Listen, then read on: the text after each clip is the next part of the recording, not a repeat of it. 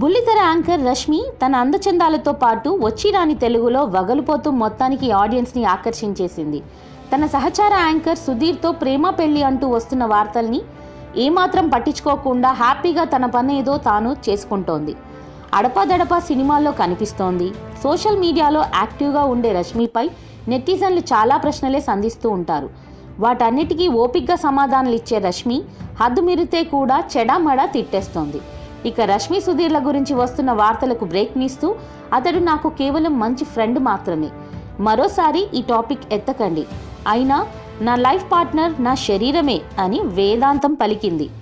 పుట్టిన దగ్గర నుంచి మరణించే వరకు మనకు తోడుగా ఉండేది మన శరీరమే, అలాంటి శరీరానికి ఎంత ప్రాధాన్యత ఇవ్వాలి అంటూ చెప్పుకొచ్చింది. ప్రతి ఒక్కరికి ఒక జీవితం ఉంటుంది, అలానే ఎవరి ఇష్టాలు వాళ్ళవి. సుధీర్ రష్మిల స్నేహాన్ని గౌరవిద్దాం. మరి వీళ్ళిద్దరిలో మీకు ఎవరంటే ఎక్కువ ఇష్టం, సుధీరా లేక రష్మినా? మీ అభిప్రాయాల్ని కామెంట్స్ రూపంలో చెప్పండి.